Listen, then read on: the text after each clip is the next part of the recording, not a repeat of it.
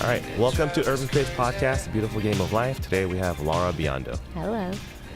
Thank you so much for coming out. Thank you for having me. You're able to fit us into your extremely busy schedule, right? Yep. Yeah, how many shows do you do a week right now? Between 8 and 10 shows per week. That's crazy, right? And for people that don't know what that you're doing, you're involved with Cirque du Soleil now. Exactly. That's crazy. Yeah. How did a freestyle, you know what I mean? That's so, like, Cirque du Soleil is like huge and it's mainstream and it's like a big production. How did a freestyler, how'd you guys get involved in that? I can't believe it myself how it all happened. It's like a dream come true, right? I don't know. It's weird because, like, I mean, I've known Cirque du Soleil forever, also because, like, you know about their shows, but because of the amazing acrobats and all these people that work there, and it's perfection. You know Cirque du Soleil as like the highest level, quality, the highest quality in a show, and it's not world. Like a circus. In the world, exactly. Okay. It's not a circus with animals. It's just showcasing human talent. Mm-hmm. So the concept of having freestyle in a show, it's because of what the show is. So the show that I'm in, that's called Lucia, it's inspired by Mexico. So it's a waking dream of Mexico. So it's you said a waking dream of Mexico? That's how we describe the theme, right? Okay. Yeah, so the director... Trump will probably love that, right? I don't even want to get there. But the director, his name is Daniele Principasca. He actually also had done already another Cirque show before. Okay. He wanted to pay tribute to the culture of Mexico in a show, combining what we all know and are used to seeing in Cirque du Soleil. So it's kind of like a journey through different aspects of Mexico and the culture, colors, scenographies, music. And the reason why there's freestyle in there is because is to represent that passion and love we've all had for soccer in a way. So the passion that Mexicans have, but also Latin Americans and everybody in the world have for soccer and how we're related to the game. So freestyle is a way to express that fun that we have. Right. That makes sense, because when I first of all, I'm very familiar with Cirque du Soleil. I went to a lot of the shows in Vegas and even in LA a long time ago. But when when the freestyle came onto the radar, it was through, your Instagram. I was like, what the heck, Cirque du Soleil freestyle? And then I was just thinking it was like just going to be kind of like the circus side of it. But now that you're explaining it, that it's to showcase the journey through Mexico and the actual soccer side of things, it makes perfect sense. So it's like the act itself is, like in most of the acts in the whole show, you have, in all the Cirque shows, there's scenographies and everything. They're just trying to build kind of like a dream thing, like maybe there's trees to think that you're in a jungle, or in our show there's waves to think that you're in the sea. But for our act, there's actually nothing. It's just the sound of the street. So the opening of the act, that before music starts, is you hear cars, you hear kids laughing, you hear the noise of a street. So it's really just that basicness of when we've all somehow as a kid, or even still nowadays, we just go to play a pickup game or go to kick a ball around with a friend. Right. So that's kind of what it means, and freestyle was probably one of the best ways to showcase it, because it's just having fun with the ball. And that's what we do. We just go out there and have fun and show some tricks and that's awesome. Share that passion. How did it all happen, though? Like, did you have an agent, and did they contact your agent? Did they hit you through social media? I don't have an agent, but they saw me at the Rebels Freestyle of 2014. Okay, well, it was a while ago then. Yeah, it was. The first approach by them was end of 2014. Like, that's when you first got approached by Cirque du Soleil? I got approached by them, yeah. Okay. Well, a show... it takes years to prepare. They start to develop a show 2 years before it actually opens. So they start with the concept and the designs and what it's going to look like, and composing the music and everything, all the aspects. And only like 8 to 6 months before the show is premieres that the artists are involved. Okay. So they do the whole conceptual design of the show before that. Okay, so when did this, the Lucia, right? When did it first start touring? We premiered in April 2016. You've been doing this for 2 years now? Yeah. Oh my gosh, time flies. Because I felt like it was just like 6 months ago when I saw it. But it's been 2 years. You've been touring for 2 years. Yeah. And we started trainings in November of 2015. That's when we started. We went to Montreal, where the headquarters are, and that's where they build the shows and they do everything there. And we did 6 months of creation, and then we premiered. And we've been on the road. Okay, so then you got approached, not at Red Bull though, right? And not during but that's when they saw you. Yeah. And then they approached you later through. They sent you an email or something. Yeah, email to my website, and they're like, "We're looking for freestylers for a new Cirque show." Yeah. Yeah. Did you freak out when you saw that email? I thought it was spam. It was actually thought it was spam? It went to your junk mail folder? No, it's a hilarious story because I was actually in Orlando that time of the year in November with my brother, and I was just recording some stuff around Orlando, around downtown Disney, because I love Disney. So I'm like, I'm just gonna bring my soccer ball, like we all do. We just record a clip anywhere we go. We all do, as in freestylers, right? Yeah, all freestylers do that. We go somewhere, it's like, let's just grab a video here, a picture there. Yeah. And we were in front of where they have there's the La Neuba that just closed, which is a permanent Cirque show in Orlando. And I'm just recording there in front of the logo. I was like, why not? Downtown Disney has it. That's how I associate also Cirque du Soleil, because I always known it was at Disney, and I went a lot of times to Disney. And my brother's like, imagine if they contact you for a show or something. I was like, that's gonna be impossible, because why would they want freestyle in a show? Right. It's not a fit. Yeah, No, it's like totally different. Yeah. They're acrobats perfection. Yeah. They're like super. It's a whole different world. It's like it can't. Nah. Okay.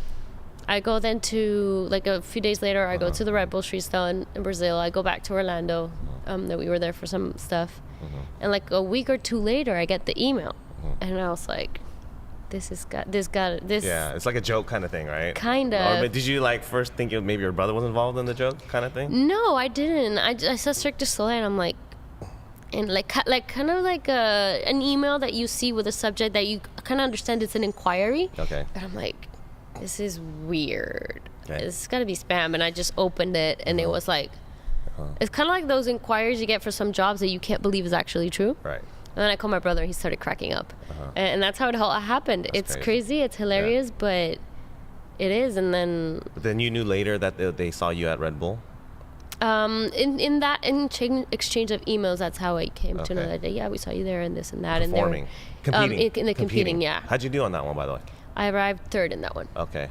So that's like, that was the, you know what I mean? Like that helped definitely, right? Showcase your talent. So I'm pretty sure it did, because they saw, I mean, it's crazy how they know about things, because they do have a big department at Cirque and the headquarters that are responsible for casting, and they attend all types of competitions and events, like even skateboarding events or breakdancing events. They attend a lot of things, but I would have never expected. They're doing their homework, huh? But they're doing it undercover, obviously, right? Of course, but I would have never expected that they were going to look into freestyle. That's crazy.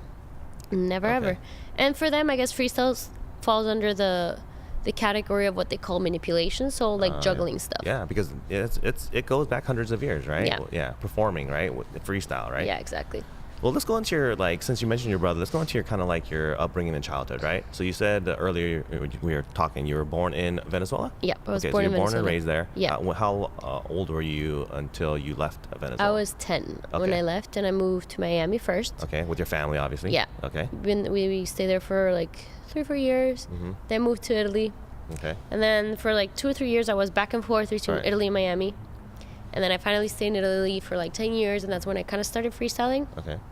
Within that period that I was in Italy. Okay. And then it was just touring and touring and touring. Okay. How did you get into freestyling then? Through my brother. Okay. So you have just one older brother? One younger brother. Younger brother. Yeah. Okay. And so he liked soccer growing up? Yeah. We both played. We were both playing. And just the same exact way everybody came to know about freestyle. Just watching the first commercials with Ronaldinho. Actually, Bonito, right? Yep. I was actually watching it the day before yesterday. Okay. The original one that inspired you, you mean? Well, the first commercial that everybody kind of saw that showed freestyle, the one that he's like with the little stick figure. Okay. And then? They're kind of playing on the bridge. And then, well, he was just watching videos, and he would go out and try tricks, and I was like, I was injured. So I would try things, but I was super bad. Okay. And then... Because you were a player, though. You played the game, right? Yeah, I played. And how many, how many years apart are you guys? Like 20 months. Okay, so you guys are like, so you guys are, were you guys super competitive too, or no? No, not really. Okay, but you guys just did things together kind of thing. Like if you played soccer, you played soccer and vice versa. Kind of. Okay. Kind of, yeah. But then were you like good at soccer? Like were you pretty competitive? Yeah, You took it seriously?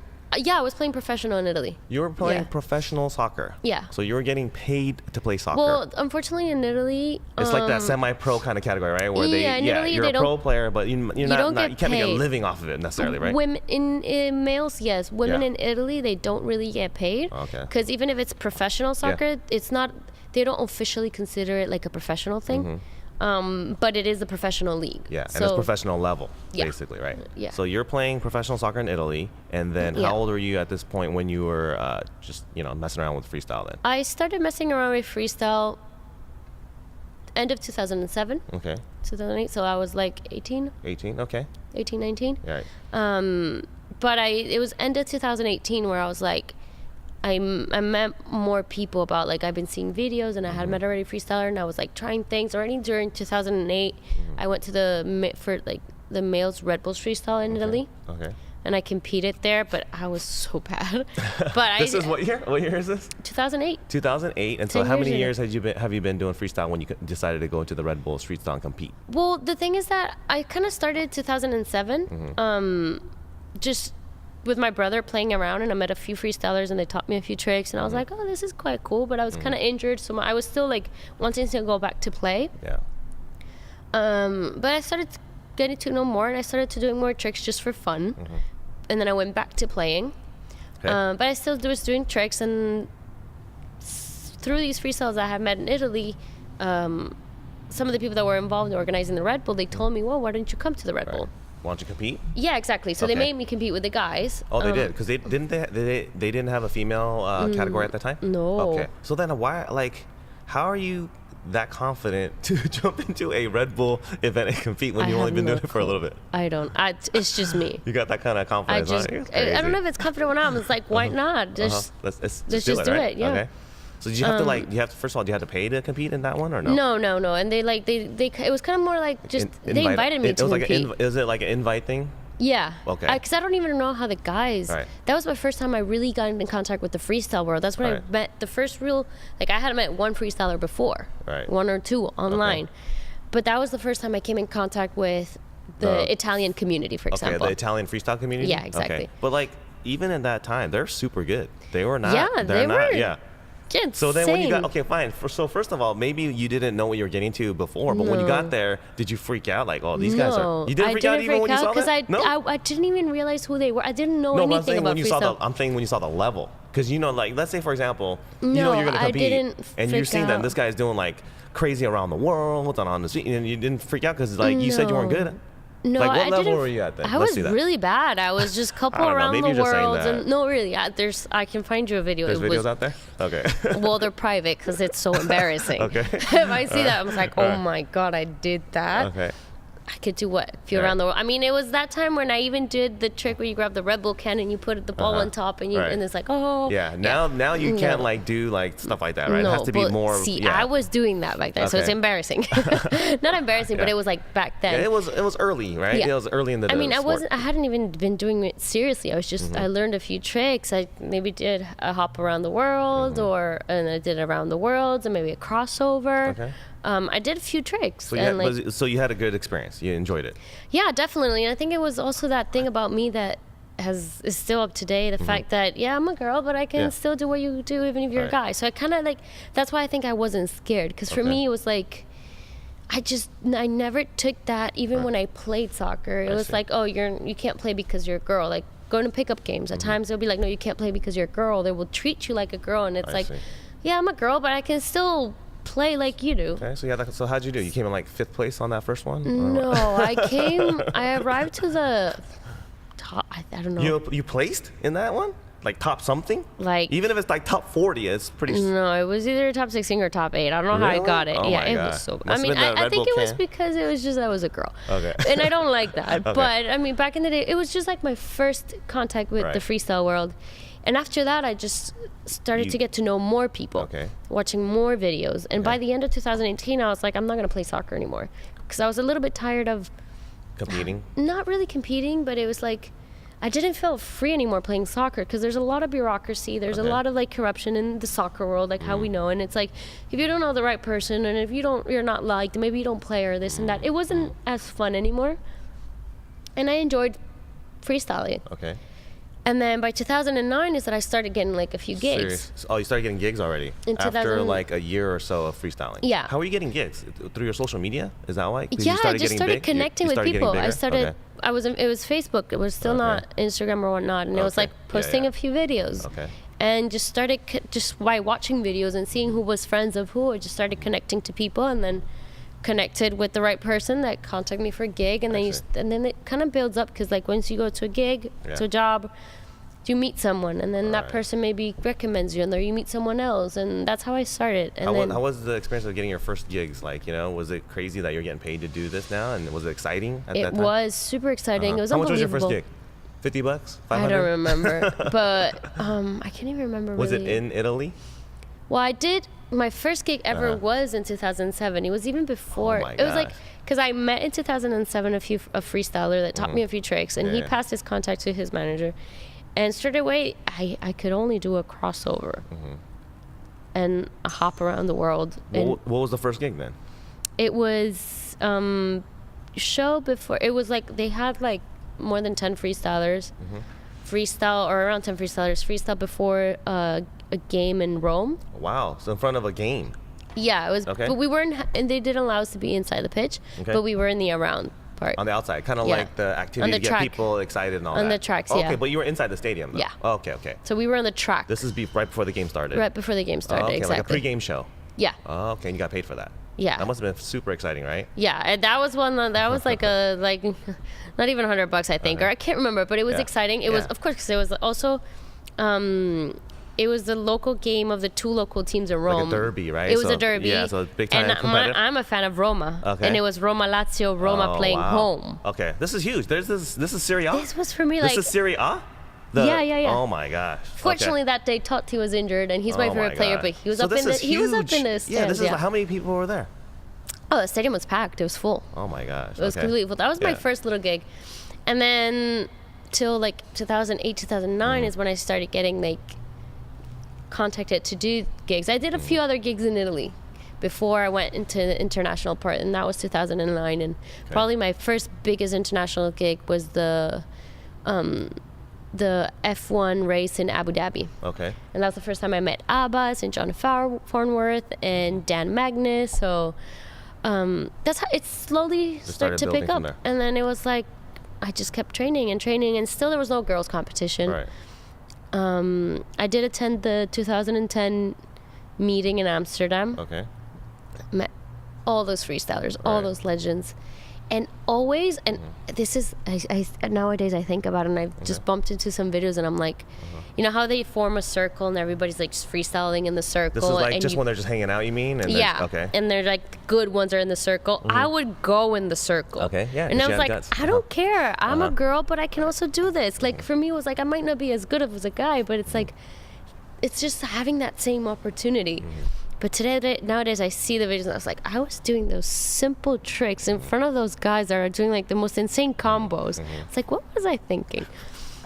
But it was good. It was good. Okay, but you say that, right? But now you're multi Guinness World Record holder, right? So how did you go from that to, first of all, what you have Guinness World Records? Yeah. Okay, so you have the most around the world, right? So I established 5, and 4 are still under my name. That's crazy. So most around the world in a minute. Okay. Most headers in a minute. Okay. Most shin juggles in a minute. Most clippers in a minute, and most soul juggles in a minute. And the only one that's still not to my name is the soul juggles in a minute. The soul juggles, okay. Yeah. But most headers, so you're just sitting there heading it as many times as you can. Okay. Yeah. I think I could beat you on that one, maybe. What is it? How many is it? Like 218. I probably can't beat it. So you gotta just keep it going, like boom, boom, boom, right? Yeah. That's crazy. So neck pain a little bit to train it. Yeah. So you were actively like trying to go for world records, you know? How do you go from like, you know, where you were at to like, okay, I'm gonna get world records? Like you know? I guess it was all part of the journey. Back in the days, back in those years. Back in the days, it's not like it was long ago, but it was still when I started was 10 years ago. So that beginning part for male, everything was developing, but there was already something for male, but there was nothing for female. Absolutely nothing. So like I said, I went to the 2010 meeting, and then I went to Prague also in 2010, and to Super Bowl, which back then it wasn't still called Super Bowl. It started being called Super Bowl the year after, and it was like this girls were going, a few girls were going, and you see the structure and guys competing and the level and all of this, but there was nothing for girls. Right. And guys would get gigs and jobs and get paid, and it was a struggle. Like for me, it was a struggle to try to get a job and try to promote myself and try to get something, because like nobody knew that girls freestyle back then. And it wasn't even taken serious because, okay, you're a girl. So it was hard. But then finally 2011 was actually a cool year. So I really pushed for in Super Bowl to get the female competition. Okay, you did? Because it was, I remember I'll be like, okay, why don't we have a female battle? It's like, we'll see, we might not have time, it might not be interesting.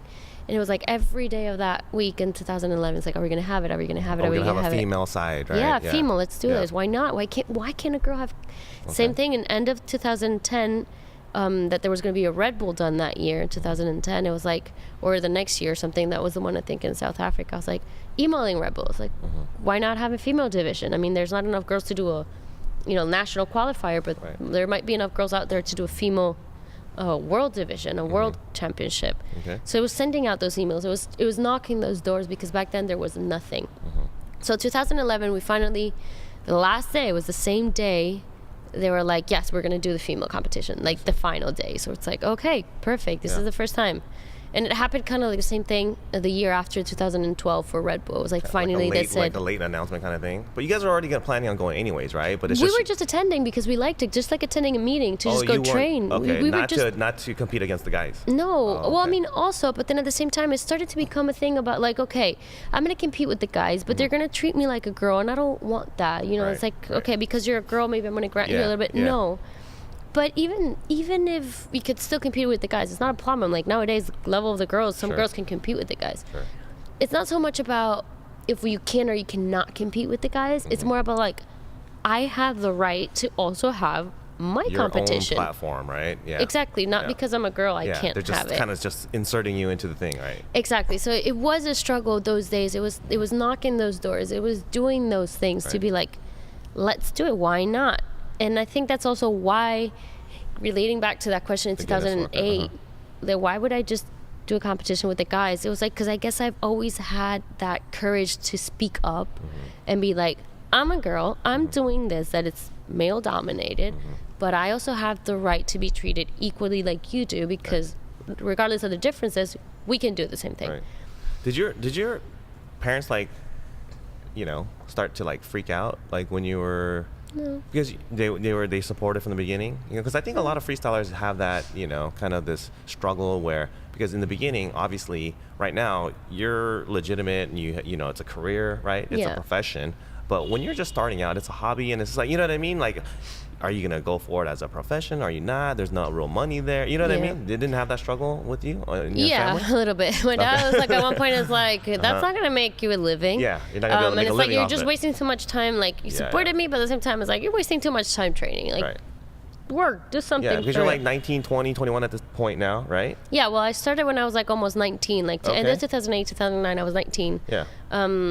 2011 was the first Guinness, and I was approached by a TV program. They had seen me through freestyle, and they approached me to try to beat.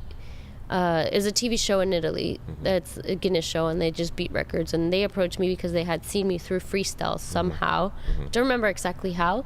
And they approached me to do actually, like the most juggles in a minute, just like simple juggles, like with one foot. And from there, during the conversations, it evolved to freestyle tricks. So that's when we did the first around the world. Most in a minute. Most around the world in a minute, and most headers in a minute happened there in 2011. Yeah, but even at that point, it's not like you're able to make a living off of this, right? No, I wasn't making a living out of it. Did you have a day job at the time? No, I wasn't. No? I was still studying. I was still in the university. Still a student. Okay. Yeah. You're a student. But in those few gigs, you got paid little money. It wasn't like nowadays where you can really make a living out of it. It was... So then when you're in school, so you were attending university at the time, right? And what were you studying? Economy and management. Okay, so you were planning on having a career in that field, whatever, right? And then at what point did you, because you're not in that business now, right? No, well, so how did it do this? When did it happen? I still love business, and I still want to kind of like, I didn't manage to finish and get the degree because when was it? 2012 first come, but 2013 was a really good year. That's when 2019 I was like, okay, now I'm making money. And if I would have been like, I could have already there be like, okay, this year I could live by myself, rent a small room. Yeah, but you like could survive off of it. Right? Survive, exactly. You couldn't really buy yourself things. No, you would have made. I've made enough money to be like, okay, I could rent myself a room. Okay. Pay my food, my bills, and still do gigs, train. I could have survived. Okay. That year. Okay. But it was also that year that since I had a lot of gigs, it was like, okay, I'm traveling, but I can't be home when I need to do my exams and I can't study. So it was like, okay, it wasn't really a decision. It just happened. Okay. I just wasn't home. I couldn't do it. So okay, I'm going to put this on hold. I know I want to go back into studying and finishing those things because it's what I like. And in a way, the experience that I've had in freestyle helps that career because it's what you do. It's like learning how to manage yourself or how to deal with a contract or how to do all these things. Right. It's kind of the things that you study in that career and marketing and whatnot. But you said you went back and got your degree?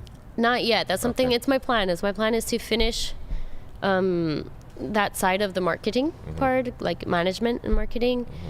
But I'm intrigued to study as well sports psychology, do a little bit of nutrition or medicine, like general medicine, like sports medicine stuff. Like I do want to keep studying, but I don't know if I'm going to get all these degrees or whatnot. But just everything that through the years I've learned to do with freestyle and look to do and what I'm looking to do, I understood that my aim is to put it in practice and put it in motion and like use it to help others, like to help other girls. So it's like the same thing with world championships or competitions won or Guinness. It's like, yes, cool, I did it, but how can that help someone else, either by motivating them or by opening the doors? It's like, okay, now that I managed to do 5 Guinness, now there's more girls breaking Guinness. And it's like, that's what I want. So like, okay, I managed to get Red Bull to do a female competition and we managed to get Super Bowl to do the competition, but like, how can I make that better now for the girls? Right. So it's not just having a competition. Sure. And that's like, let's give the same conditions as a guy. So that's all I want to do is like the things that I want to study. I just want to study everything. In which way can I use it to help build the female side of freestyle for it to be as equal as the males? Because I would be really sad to see if female freestyle is like any other sport where like males have more attention or more investments or more recognition and the females don't. Right. So I kind of, what I want to do is work to that. It's like there's always going to be difference in every sport between a man and a female. Right. Because our bodies are different. A girl may be more flexible, a guy may be more strong. But just because you're a girl, that doesn't mean your value is less or your abilities are less than a guy. So what I want to work for in freestyle is that. So the fact that I'm here at Cirque du Soleil now, or the gigs that I've done or wherever I'll go, it's to open a door. So now I know that when I leave this show, there's another girl going to come in, and I know that in Cirque du Soleil now they have a database. They know what freestyle is. Okay. And I can like been able to talk to people, be like, okay, you can use this, you cannot use this. These are the peoples you want to know. This is more freestyler. It's constantly, because they've even asked me, it's like, how do we know more freestyle? I was like, well, attend Red Bull, attend Super Bowl. You really want to know the hardcore guys? Like, so now they know the platform and where to go. Okay. They know that there's Super Bowl. They know there's Red Bull. There's like national competition. Do they know Urban Pitch yet or no? Not yet, but we can tell them because it's like, that's what I think my mission is. That's why that's what my career I think has taken me, is to use it for others. Okay. Because eventually one day I'm going to stop freestyling. Sure. Eventually one day I'm going to die and I'm not going to get buried underneath the right. You want something, a lasting thing, right? Yeah. Exactly. It's like I'm not going to take all those records or competitions or things with me. Like, what can I do with it to help others? Okay. So that's kind of like how the whole story of how 10 years ago was so hard and nowadays different. It's like I feel like I want to do what I did just because I was spontaneously doing it. Like before, when I was asking for a female competition, I wasn't thinking about. Yeah, it wasn't this big plan that you had, right? No, it was just my instinct saying me, like, I want to do it. It's like I didn't have the possibility to do it. Got it. So then being able to have the possibility and see, for example, that sometimes girls can't go to a competition because they can't afford it, because they don't have parents to pay their. Like for me, it was the same. Like I wanted to go to Super Bowl. It's like I need to make myself the money for me to go there. Right, exactly. So it was also that sort of pain that you feel when you see that a girl can't do it because they don't have the platform, they don't have the resources. And you sound like you have daughters. You're not a mom, right? No, not at all. But you're not married? No. Okay. You have a boyfriend? Nope. No, you're single and available. Yeah. Well, first of all, you've been traveling like nonstop, right? For what, last 2 years, you said? With Cirque, 2 years, yeah. Okay. And so right now, obviously, you're in LA here. Yeah. How long have you been in LA? Since mid-December. Okay. And before that, where were your other stops? Well, we did from the beginning, it was Montreal, Toronto, San Francisco, San Jose, Denver, Chicago, Atlanta, LA. That's crazy. Yeah. So how much longer are you, going to be with Cirque du Soleil in terms of what you're committed to? I'm not sure yet. I have our contracts are like every year we renew them. Year, So, but I could decide to leave even today. Right. If I wanted to. So you have a 2018 contract right now. Yeah, and we already have a tour plan for 2018. Right. So this is like your life, though, right? It's for like, now, yeah. In terms of like, you really can't have any other outside activities per se going on, really. Well, you could in your time off, in your days, like. Yeah, you said you get 1 day off, right? Yeah. You get Monday off, But, right? Yeah. Monday, and that's it, right? Monday, yeah. So And Sunday, once a right? month. Tuesday through Sunday, you we're are working. Yeah. working, performing. Yeah. Every day there's a performance. Every day, That's at least one. 6 days a week. Yeah. That is crazy. And one times a month, Yeah. we get 2 days off, Monday and Tuesday. Yay. But then between every city, there's a week where us artists Yeah. don't work because it takes them a week to set up and all that, right? Get tear ready, down yeah. and set up because like everything that you see in our show, in our touring show, travels. So those weeks off, I can take advantage to do things. Right. So what have you been able to kind of experience in LA so far? First, how long have you been here now? How many months? Almost 2 months. Almost 2 months. We're going to be here in total 10 weeks. So. Okay. And what have you been able to experience so far while you've been here? A lot of work.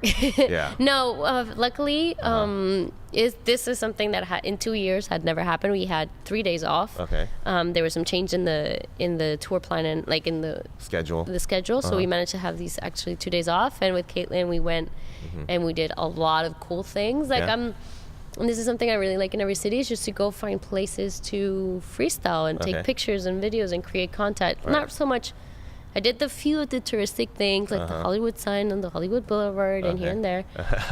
But I was more intrigued to go to different places. We went to the abandoned zoo. We went underneath on the river with the LA bridges and all that. Yeah, but you're still freestyling, right? Yeah, of course. Okay, so you're already doing, 6 days a week of freestyle, right? Yeah. Performing, and on your off day, you're still gonna do some more freestyle. Yeah, it was actually fun. We had 3 cool days. Did that. We went. That's crazy.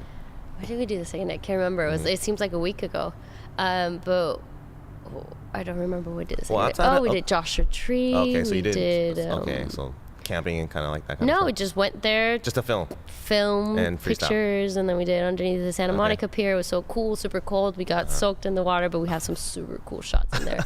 It's all about the shots, right? It's all about but that's what you do, and you love it, and it's fun, and it's doing new things. So, well, who's doing your like social media right now? Like in terms of you just do it all. Yeah, so like if you're doing your videos, you like another fellow freestyler, you're like, hey, we help each other. That's Yeah. how it's always been. Either you put the camera there by yourself, or if you have a friend, which is even more fun, you help each other. It's like I record you, you record me. We help each other pictures, do things together.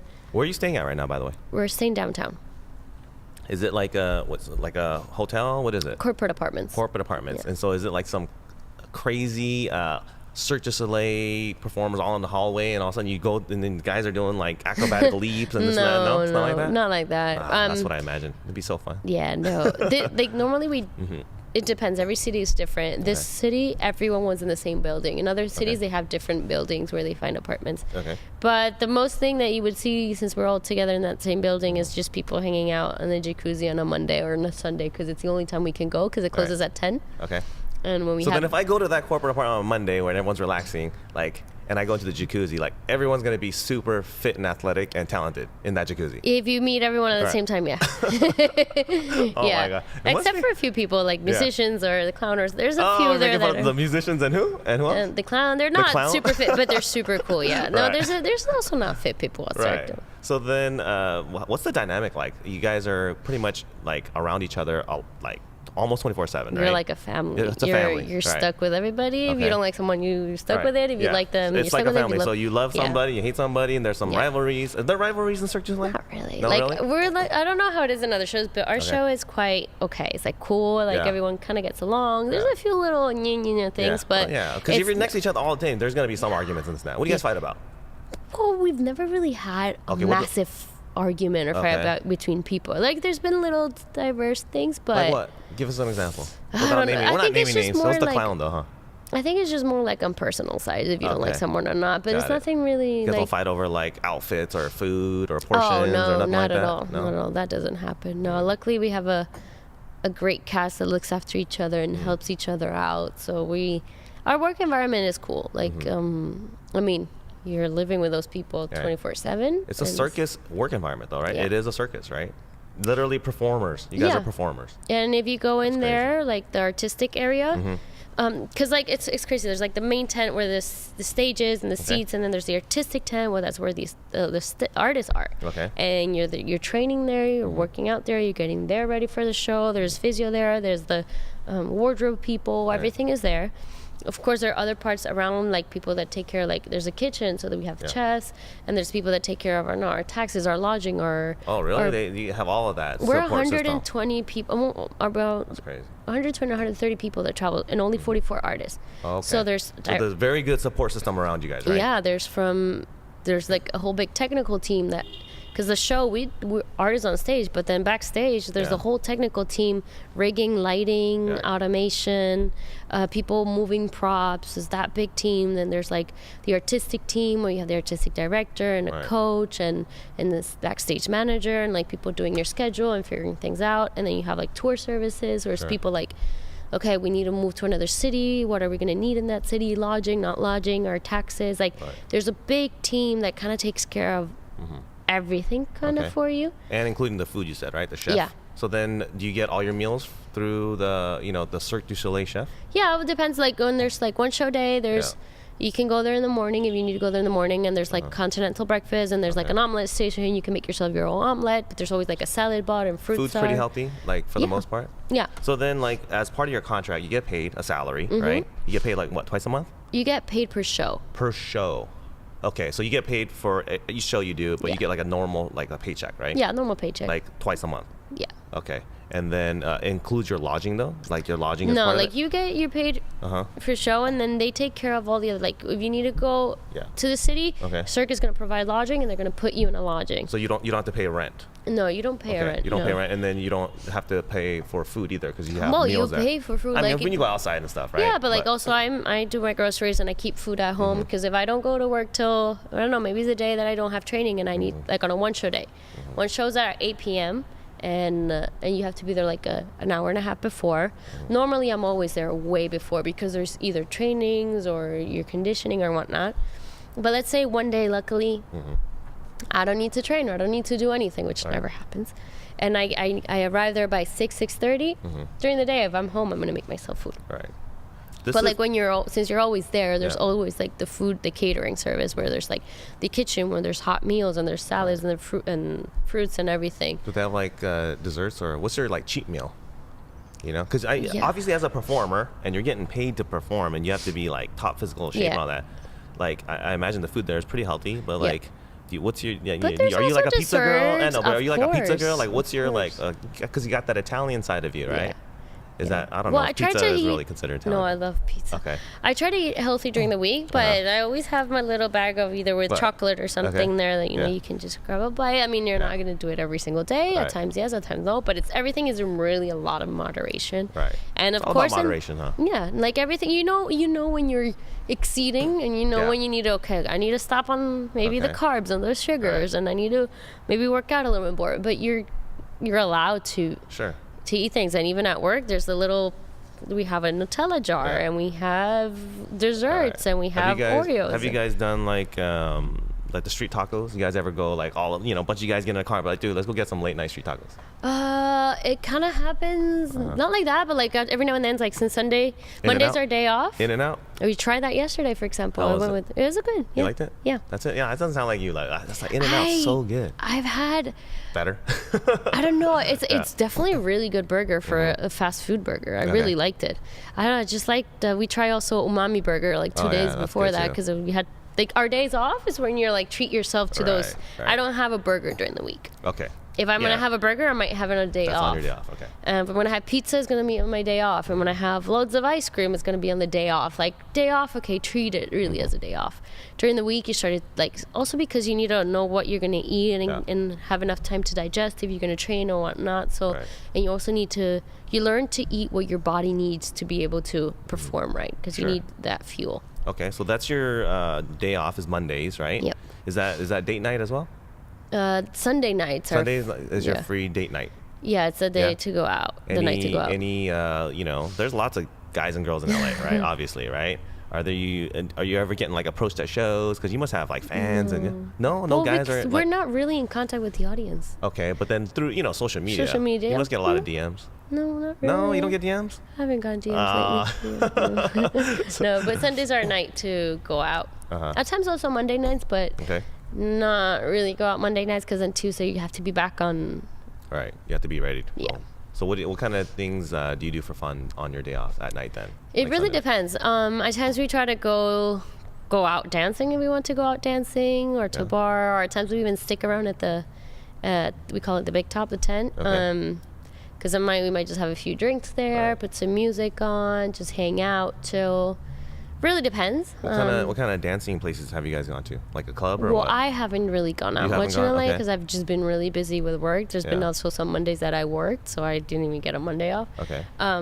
But we always try to find places that people suggest or we find online, and we try to visit different ones, get to know different places, not always the same one. You guys kind of hang out as like a family, as a crew kind of, right? When kind you guys go of, out? yeah. Okay. Is it hard to break into it? Like if I see you guys out there, all these performers, can I just like, you know what I mean, insert myself? Or they'll be like, who's this outsider? No, everyone's super cool. Really? And it's like... You don't have to be it's actually the opposite. Okay. For us, it's like, people from outside, yes, because we're like so in our bubble and we don't get the chance to have like a normal life or interact with people that when we get to meet people from outside, it's like people must super cool. People must. I think people when you guys are out and hanging out, and let's say, and then people come up to you guys start talking. I think they're gonna fall into either of two categories, right? And tell me if I'm wrong. Mm-hmm. They're either gonna be like super like intrigued and fans, right? Obviously, but then there's also going to be like an intimidated side too, because you guys are all like world-class performers, you know what I mean? It could be performing at a high level. Yeah, no, well, like if you see us hanging out, it's not like you're going to, okay, that's a circuit performer. Right. You wouldn't figure it out that way either, because we're like... But as soon as it comes up in conversation, right? Because every one of them can do some world-class... Yeah, but everyone is also really cool about it. Like, look, we have a cast that they're super chill about, they're not like arrogant or cocky. It's like, we're Cirque du Soleil. No, everyone's like... I'd be wearing my Cirque du Soleil jacket everywhere I went, you know what I mean? With the vest. We're like, we're not going to wear it, because we don't want people to... We just want to be normal for a little bit. You guys don't all wear like a Cirque du Soleil jacket with a patch on the side? We have it. We all have our Cirque du Soleil jackets with a massive logo in the back. No? Yeah, we do have it. You do? Okay. Yeah, we have it, but it's like, I'm going to leave it at home because I want to go out as a normal person. You want to relax, right? Yeah. But then when people ask, like, what are you doing? I'm like, we're acrobats, performers. And then... Oh, yeah. So what do you say? Like when someone meets you and like, oh, hey, I'm, like, let's say we meet, right? Nice to meet you. We're at a bar or whatever. And I'm like, hey, I'm John. And I ask you, oh, so what do you do for a living kind of thing? What do you say? Well, it depends. Yeah. If you really want to be straightforward, you just say it. But I mean, like, if it's just like a person that's like, that like a stranger and you're just like, vibing and just having a conversation. Yeah. Let's say maybe I'll start off. It depends. Like, I don't really like to just you don't show just say, it off. I'm a Cirque du Soleil performer, right? You don't do that with the twirl? No, and I personally don't like to show off also what I do. At times I don't even tell people what I do. I just come up with something. You make it up. You make up a lie. What is your default? Lie. Okay, what is your default? I could say I'm in the entertainment world or I'm like into sports. But that's never going to work because as soon as you say I'm in the entertainment world, don't they go like, so what do you do? Are you an actress? I've got the funniest things. I got people I was like, so you're going to entertainment? I'm like, no. It always ends up then to the right thing. Like if I'm a sports world, like I'm into freestyle, into soccer, entertainment, like show business. These days that we were around, we bumped into some people that saw that we were taking pictures and stuff like, oh, where are you guys from? What do you guys do? Oh, I'm an acrobat. artists, and at times they ask like, oh, where, whatnot. If they don't ask, they don't ask. But then you're like, yeah, it's Cirque du Soleil. But really chill. It sounds like it's just like a super fun phase of your life right now, and it's, you know, I mean, obviously there's tons of preparation and work and all that. Yeah. But it seems to me like when you guys are all hanging out together as a family and all that, it's like, it must be super fun. It's fun. It is fun because you get to. It's fun, like you're touring, you're getting to meet great places, and you're being taken care of. And I mean, it is tough work because like on those 6 days of the week, you're training. It's super demanding. But at the same time, it's fun because you have those few little moments to actually do fun things, to also to explore a city or whatnot. And also we're not always all together. Sure. Doing everything together, because it arrives to a point where you're like, okay, I need me time. I need my safe space, right? Yeah, exactly. But it is fun. It's demanding. It's different. It's a different lifestyle from in like any other freestyle might be having. Freestyler might be having. That's completely different from a normal freestyler lifestyle. Super different. What do you consider yourself now? Like, you know, you view yourself as an athlete, as a performer, you know, all of the above? Like, you know what I mean? How do you think of yourself as? Oh, for sure, just a freestyler. You're still a freestyler at heart. That's how you view yourself. I'm just still the same person I've always been, just that I get to do the super cool job in a great platform, and I've got to do great gigs and showcase this sport. But I would like to fall more into like, to consider I'm an athlete because I'm dedicating to a sport, and I'm dedicating and committed to being an athlete in my sport. At the same time, I'm a performer because you're doing shows. But at the end of the day, I just consider myself a freestyler because that's how like I feel my soul to be, and how the community and how every freestyler is. That's how I feel. Right. It's a lifestyle. Yeah.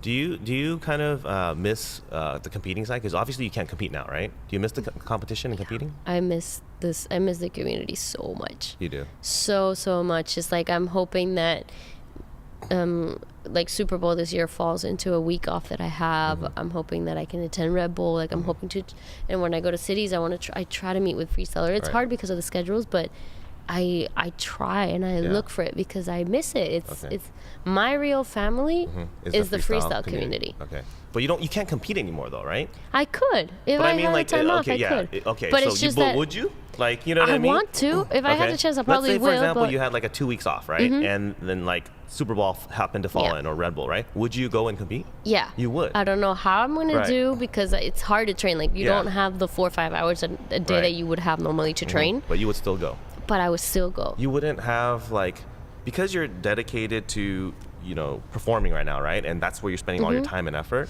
Obviously, if you were preparing for a competition, it's totally different, right? Yeah. You wouldn't go because, you know what level you're at, right? But then you're not able to compete because you're not training. Yeah. You wouldn't feel like, for me, if I'm like a world-class ping pong player, but I've been doing something else kind of not, related to ping pong, but not able to, I wouldn't want to compete because I'm like, I would normally win or place really high, but now I feel like, you don't feel that way? No, because I feel that if I don't attend and I have the possibility to attend, it's like I'm kind of turning my back on female freestyle. I see.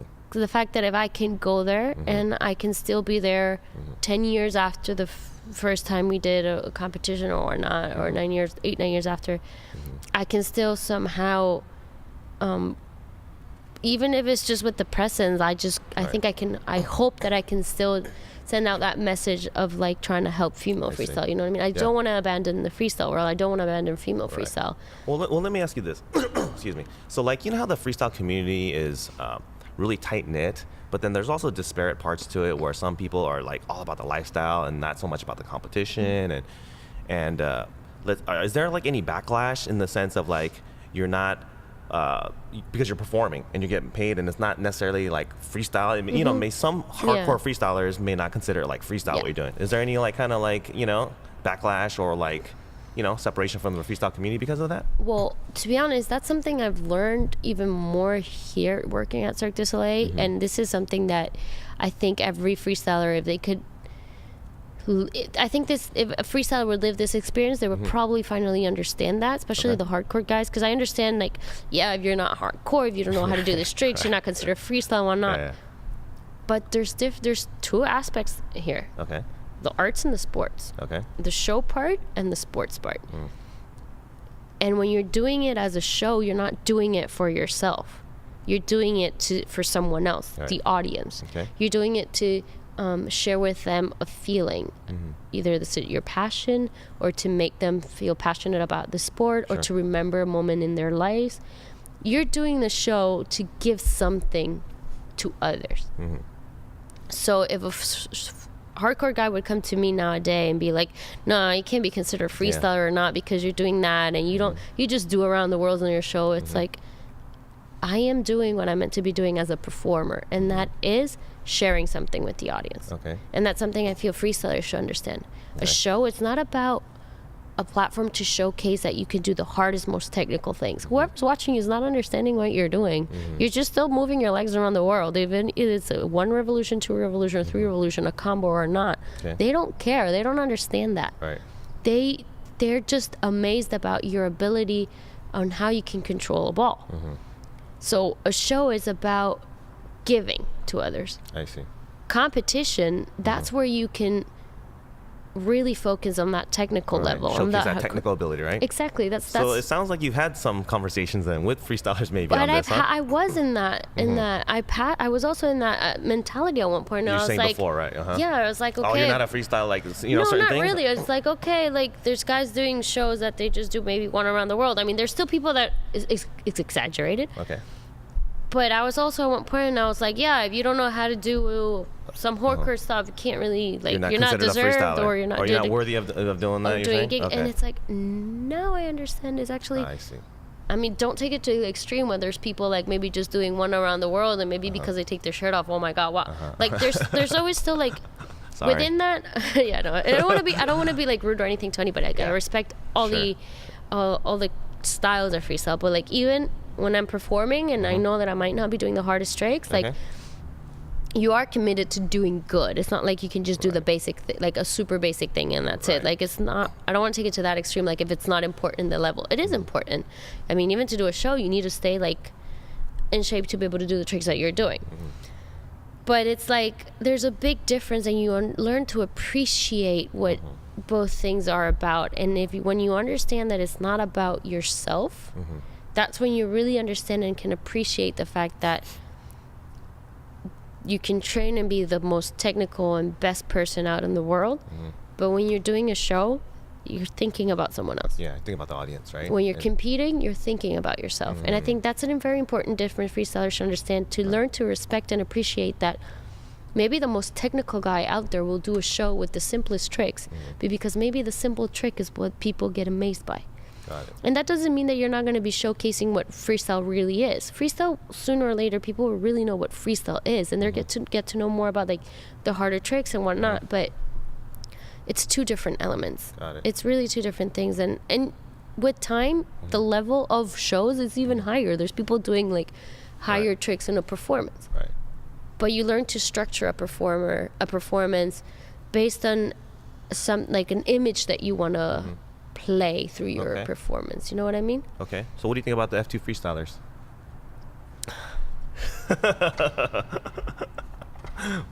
I respect everybody.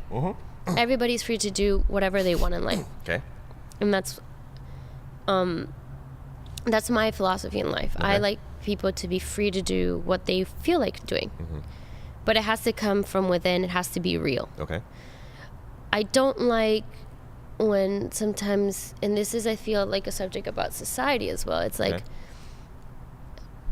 when we forget who we are, what we come from, and what makes us happy, and we start doing what society wants us to do because that's how they want to, society wants to portray that that's the cool life, or that's what sells easily. That's when I don't agree. Whether they're called F2 or they're called whoever it's called, it doesn't matter. It's not the person, it's the values. So if you're true to yourself and you're true to the passion, if you're true to freestyle because you love freestyle, you're not going to give in maybe the things that you're just going to do because you want to become famous, because you want to get known, and then you want to become millions of followers, and then you want to just showcase this super amazing life that is not real. It's just what society wants you to portray. I see. So they're, of course, people like that are doing something that works because it sells. And I'm not the one to judge. It's just like, if they're being true to themselves and that's what they like, go for it. Okay. If someone in the freestyle world, that's not what they like, that's your decision. And if you don't want to do what maybe some freestylers and people do to become super famous and rich doing the most silliest gigs ever, that's your decision. And as they respect your decision to be a hardcore competitive guy, you have to respect the decision of other people's deciding what to do. Of course, there's things I don't agree. Like, for example, I hate and I don't agree that girls, we need to put heels on to just get more views. Okay. It's like, everyone's free to do what they want. If you want to sell your body, go for it. But remember that you're using then like when it becomes like that, okay, I'm going to use freestyle because it's something new to kind of push myself to become famous but use it like in the girl's pride of be like, okay, I'm just going to do it maybe with a sexy dress or heels because it's sexy and sex sells. That's where I don't agree, because like, if it's for you, if it's because you want to be a famous model, go for it. But if you're sending out a message about what freestyle is that is not real, that's when it hurts. It hurts for me because, and I don't want to consider much the guys because the guys' platform is so big. My focus always is in female. For me, it hurts because, like, for example, one time as I was in a TV program, they invited me to go because of what I've done, and in the changing rooms, there were some other guests of the show, and they're like, "Oh, are you that girl that does the videos and the heels?" And they were like, "Ah." I was like, that's so sad. It hurts because I'm here, whether my name is Laura, whether my name is Liv, whether my name is Caitlin, whether my name is Kitty or Melody, whatever my name is, it doesn't matter. But I'm here to showcase the ability of what we can do with a soccer ball. Like, I'm showcasing a talent. And I'm showcasing that women can do the same talent as a man. When that becomes less important to appearance, because society wants appearance, that's when it hurts. Got it. So that's something also I've learned with time. It's like, and it kind of relates to if you're going to do a show and do the biggest combo in the world or not. For me, it's just stay true to yourself, stay true to your values. But if you're going to do something because this is your passion, like freestyle is your passion, it's your sport, don't give in to the easy way they give you because it's that thing to make you famous. And that starts like nowadays, if you want a sponsorship, you have to have millions of views. And there's maybe even guys with, I don't know how many world championships to their name or national championships to their name that are not known. Yeah, pretty relatively unknown. So what happened to appreciating that talent, that human talent? Right. Because we live in an era where it's all about social media and about likes. Yeah. And to get a like, we're putting ourselves up to do whatever, even if it's a ridiculous thing, or we lose our dignity just to get a like. Right. So that's what I think. It's like, call them whatever you want to call them. Maybe they're not hardcore freestylers. As long as you don't lose your dignity, I think everything is okay. We're all allowed to do it because it's our personal decision. Right. And if there's a hardcore guy that is tripping because the F2 freestylers are getting millions of views and are doing more other things, then if you're tripping, then do the same thing if you want the millions of views. Right. If you don't care about the millions of views, stay true to your sport. And don't trip. Exactly. That's what I mean. It's hard. Right. It's a hard balance, right? Hey, you've come pretty far from deciding to stick with the sport and being able to survive and pay for room and food. You've come a long ways from there, right? Yeah. So is this the foreseeable future? What do you have in the next, you know what I mean? What do you see as your future for the next 5 years or so? For me, my future is help female freestyle. Okay. How I'm going to make a living out of that, I don't know. Eventually, it will fall into place, and there's going to be a way that I can pay my bills. And I don't care about being famous or super rich, but what I want to do is use my career, use my voice, use my image, use my name, whatever I have that I can use to help female freestyle grow. That's what I want. That's what I see myself going, and I think that's where it's going to be my future, is not only female freestyle, the sport in general. Okay. But I want to mainly focus on female because there's nobody out there taking care of the girls. I see. I can see you being like an ambassador of sorts for different things then, huh? It sounds like that's your heart is there. Yeah, I think so. I just want the girl. I don't want to see another girl suffer like maybe I did because I couldn't go to a competition. Right. Or I was told, no, you can't have a competition because you're a girl and you don't have enough tricks to have a battle. Sure. I don't want girls to feel it, because when you get told that, it hurts. It's frustrating, but it mainly hurts because you're not, it's like, why do I have to feel guilty that I was born a girl and I can't do things because I'm a girl? Right. Well, first of all, you're better than 99% of the guys at what you do anyway. So, yeah. So I don't think that's No, it's but not a concern anymore, right? I just don't want a girl to feel that way. Yeah, you want that platform so that they don't feel that way, right? Exactly. Yeah. No, I got you. Well, thank you so much. Any last words or shout outs to your supporters out there? Any news that you want to share, or Well, I'm still gonna be around. Okay. I miss everybody. Yeah. I do miss the community, and the only thing I can say is that just if someone loves freestyle, just stay involved, stay in touch, don't give up, never give up. It's hard. It's never gonna be easy. Right. And if you're just consistent and you persist and you just follow your dreams, you're gonna make your dreams come true. How? At times it's impossible to know how you're gonna make things happen, but things fall in place if you keep working for it. So I think that's the best thing for people to think about. Just keep going. Awesome. Thank you so much. Thank you for having me. Wish you the best of luck. Thank you. Yeah, sounds like you're already doing super well, but we wish you the best of luck in your endeavors. Thank you. Hope to see you soon at a show too. We're planning on going. So. Yeah, for sure. You have to come. Okay, definitely. Thank you. Thank you.